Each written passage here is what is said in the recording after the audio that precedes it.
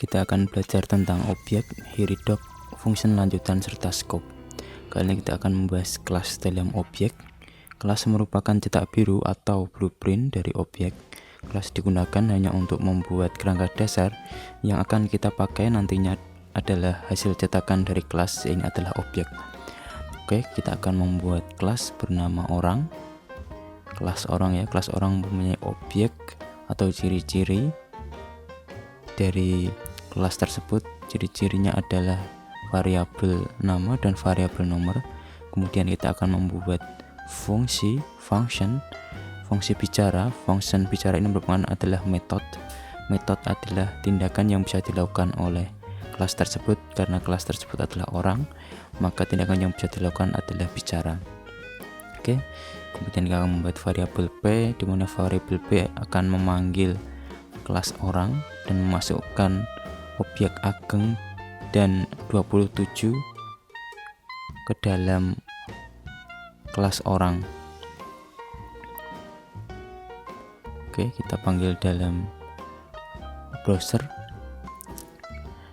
Jadi kelas orang ini kita panggil dengan membawa value atau objek ageng dan 27.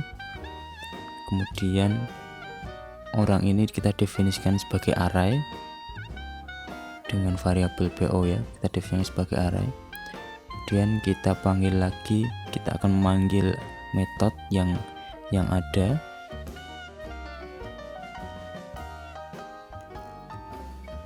Jika kita isi value pada fungsi bicara dengan variabel media dan variabel default media adalah suara, kemudian kita isikan di return bicara dengan ditambah variabel media yang telah kita jelaskan di atas, maka kita dapat memanggil metode tersebut secara default dengan bicara dengan media. Kemudian jika kita menambah value dengan handphone pada metode kelas orang, kita bisa melihat bicara dengan orang. Oke, kemudian kita akan mengetahui cara yang baru dalam mendeklarasikan sebuah kelas. Kali ini dengan variabel orang dan dengan perintah new std class. Ini adalah perintah untuk membuat kelas yang baru. Kemudian kita isi seperti tercetak dalam layar dengan seorang. Pertama kita isi dengan Ageng, terakhir Rimawan, dan umur adalah 27. Jika kita memerintahkan Vardam untuk menampilkan isi array, maka akan terlihat seperti di browser. Kemudian kita akan membahas tentang Hiridoc. Hiridoc adalah metode penulisan untuk lebih merapikan, karena kita sering menulis dengan single quote dan double quote. Jadi kita akan membuat metode yang lebih rapi agar tidak tercampur antara single quote dan double quote tersebut. Sebelumnya kita membuat array dengan nama array adalah post. Kemudian kita isi arraynya, kemudian kita kita tampilkan array tersebut dengan Vardam. Oke, ada yang salah. Oke. Kemudian jika kita ingin menampilkan dengan script HTML, kita bisa menuliskan dengan script seperti ini. Ini adalah script HTML yang saya buat dalam satu baris sehingga terlihat lebih memusingkan. Kemudian saya sederhanakan lagi menjadi 3 baris dengan metode menuliskan variabel email,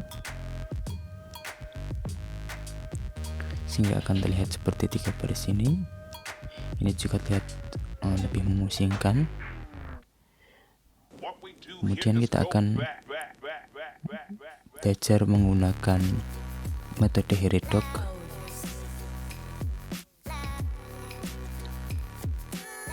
Hiridoc ini akan lebih rapi dan lebih simpel jika kita banyak menggunakan titik 2 dan titik 1.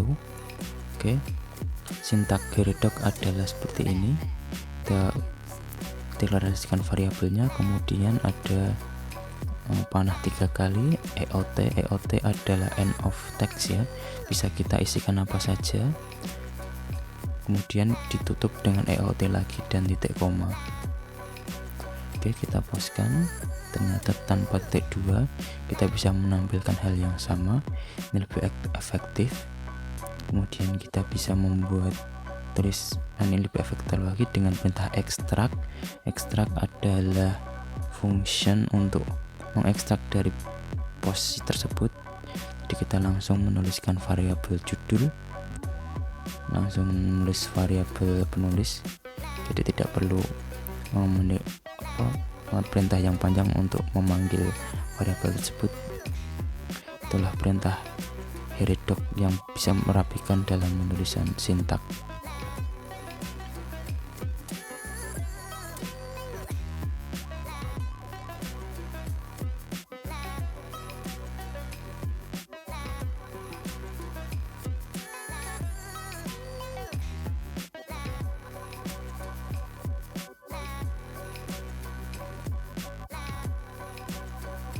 Selanjutnya kita akan membahas tentang fungsi lanjutan dan scope. Kita akan membahas tentang decoding function, mendecoding fungsi-fungsi, kemudian kita akan membahas sedikit tentang scope.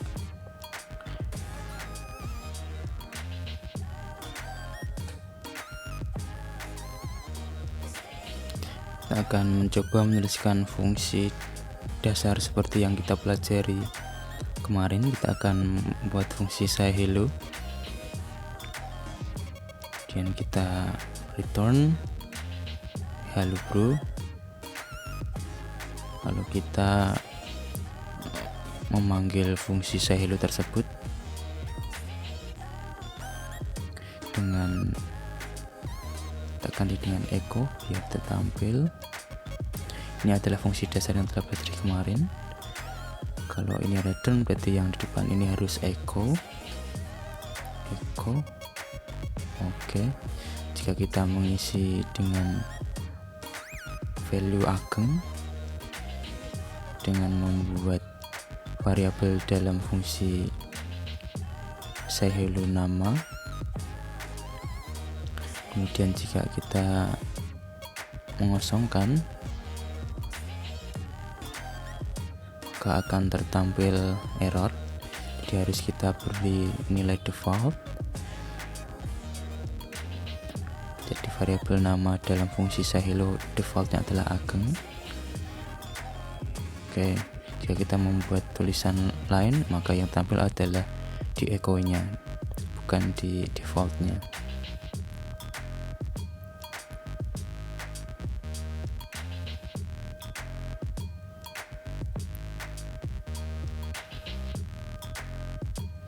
Kemudian kita akan membuat array dengan variabel arr dan nama, umur,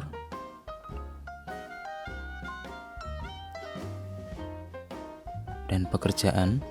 Kemudian kita print r agar terlihat array tersebut. Oke, seperti biasa. Jika kita echo brief dan echo prime maka akan terlihat seperti di pemrograman ya. Kemudian kita bisa juga membuat function.php kemudian memanggilnya dalam perintah require seperti yang kita pelajari di modularisasi kemarin. Dan kan membentuk fungsi pp dengan value-nya variabel bernama value. Kemudian ada deklarasi tentang sama seperti yang bawah ya, echo. Kemudian jika kita panggil fungsi pp dengan value array maka akan terlihat sama. Ini adalah fungsi manipulasi fungsi selanjutnya. Kemudian kita bisa membuat fungsi yang lain. Kita akan membuat fungsi membuat array orang, maksudnya kita akan membuat array multidimensi dengan banyak array. Ini adalah array multidimensi banyak. Kemudian kita membuat fungsi bernama array plug. Kalau dalam Indonesia plug itu memetik ya, jadi memetik array, tapi ini saya buat dalam bahasa Inggris. Function array plug, dalamnya ada variabel toPlug dan array. Kemudian setiap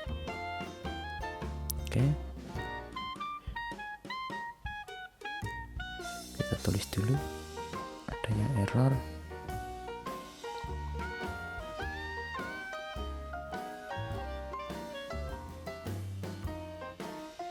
Kemudian kita panggil variabel toPlug agar berkelihatan bahwa yang dipanggil adalah value umur dalam array orang. Fungsinya seperti terlihat di atas.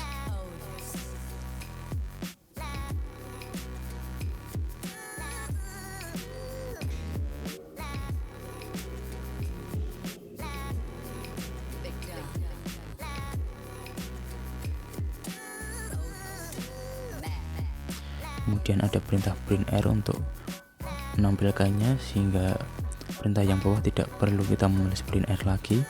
Jika kita mengganti dengan return kembali dengan variabel kembali, kita harus membuat variabel plug dan menuliskan perintah printr ya, karena di atas tidak ada perintah printr agar menampilkannya kembali. Dan ini adalah salah satu untuk menampilkan array multidimensi dan tidak menampilkan semuanya ya, hanya beberapa yang kita inginkan seperti array nama ataupun array umur. Oke, kita menginjak ke manipulasi fungsi yang lain. Masih dalam function array plug, kita akan membuat array map. Ini adalah perintah untuk memetakan array. Kita akan mencobanya.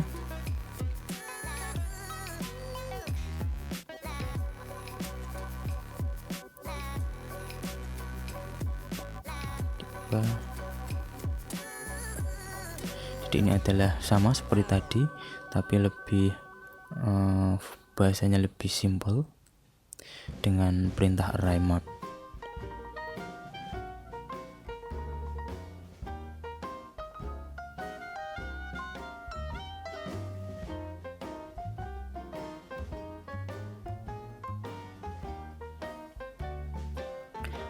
Kemudian kita bisa manipulasi lagi dengan membuat item jadi nanti variabel array nama kita bisa mengisinya dengan change atau berubah ya. Saya ganti berubah saja, printr.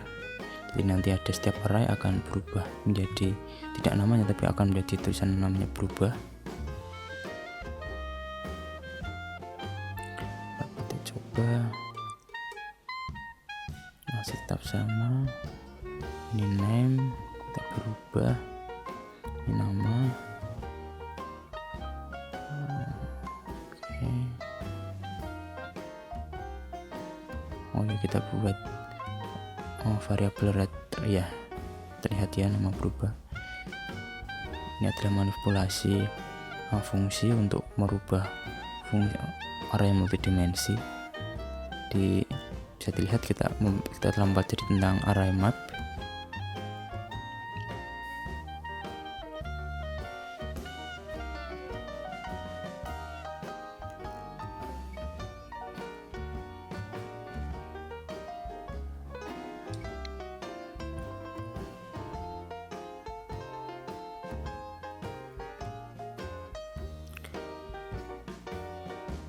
Kemudian kita akan membahas tentang scope. kita akan membahas tentang scope, variabel scope. Scope adalah jangkauan, jadi nanti kita akan membahas jangkauan variabel dari sebuah variabel sampai mana. Kita membuat variabel dengan nilai 5, kemudian kita membuat function bernama test. Di dalamnya kita juga kasih nilai A sama dengan 10, B sama dengan 7.